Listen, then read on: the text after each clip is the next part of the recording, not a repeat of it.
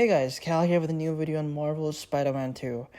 We're less than 15 days away from the game's release date, with it turning out to be one of the most anticipated games to release this year, and a likelihood contender for Game of the Year as well.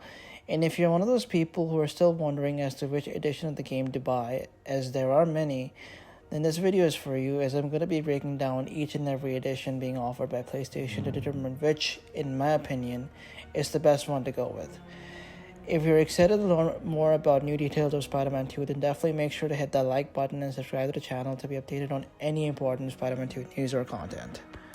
So in total, there are 3 different editions for Marvel Spider-Man 2 which you can purchase. The Standard, the Digital Deluxe, and the Collector's Edition, all with a different price tag and their own unique set of items included with each edition. Also do bear in mind that Marvel Spider-Man 2 is going to be a PlayStation 5 exclusive only, and will not be playable on the PlayStation 4 or even on the Xbox.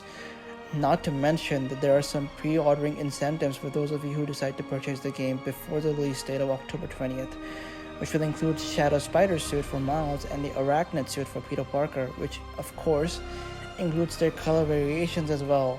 Not to mention, you will also obtain the Web Grabber gadget as well as 3 skill points. Now do keep in mind, these are not, in any capacity, pre-ordered exclusives, but early unlocks, meaning both the pre-ordering suits and the Web Grabber gadget will still be available to anyone, so it doesn't matter if you pre-order the game or not. It simply allows people who do pre-order Marvel Spider-Man 2 access to these items as soon as you start playing the game. These pre-order items will be available for all 3 editions, no matter which one you choose, just as long as you purchase Marvel Spider-Man 2 before the launch date. Let's start with the Standard Edition, which is the cheapest edition to choose, as all it includes is the base game itself. For your information, this is the only disc version of the game, so if you're one of those people who has a knack for collecting game discs, or if you're not interested in getting early access to the pre-order items, then the Standard Edition is definitely for you. And you can also purchase this edition digitally through PlayStation Store. The price of the Standard Edition comes at about $69.99 excluding taxes. So if you're only interested in the base game and do not care about early access item, then I would recommend going with this edition.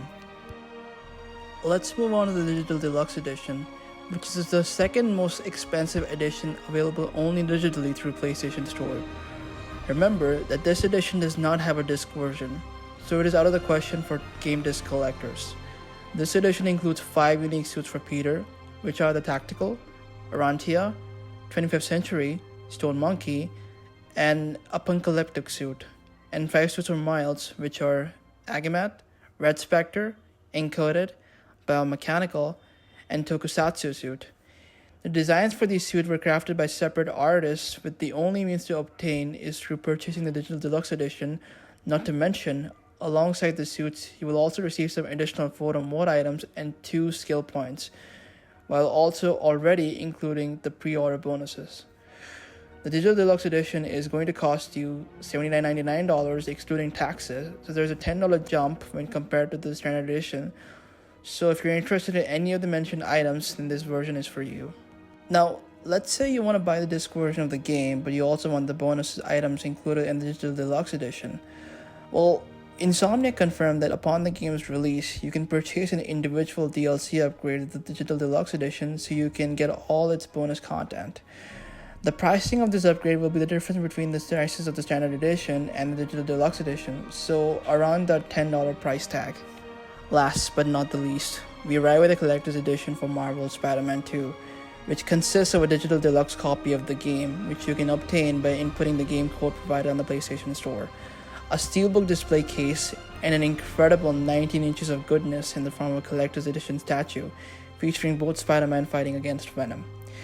This also includes all the content provided in the Digital Deluxe Edition with 10 unique suits, more photo items, and skill points, as well as the pre-order early unlock items.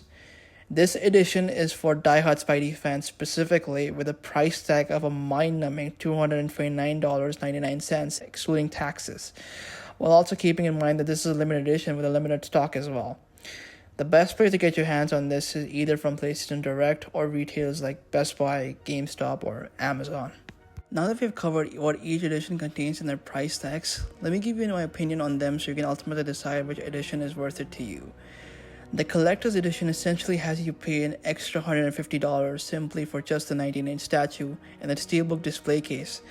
But bear in mind, this edition has no disc included of the game, so the purpose of having a steelbook case is rendered useless unless you're willing to pay an extra $70 to buy the disc version of the game just to make your steelbook serve its purpose.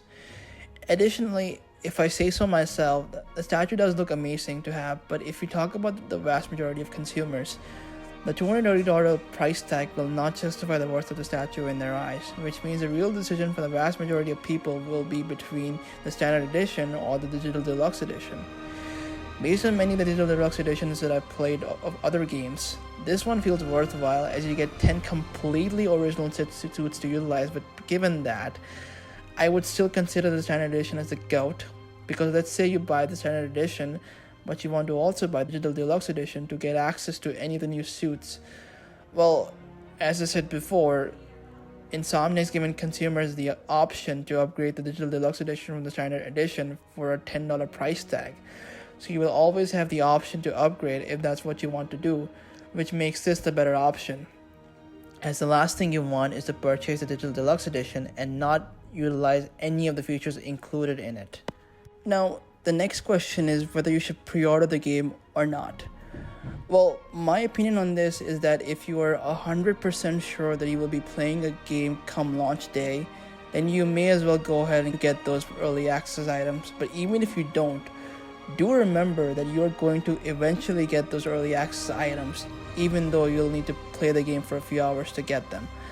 So in my opinion, the standard edition is the clear winner here, but it's completely up to you as to which edition you want to purchase. My only goal here was to give you some facts and my opinions on all three editions, and hopefully I have been able to do just that. And that is it for this video, guys. Do share your thoughts on which edition of the game have you already purchased and why, or if you haven't and are still making a decision.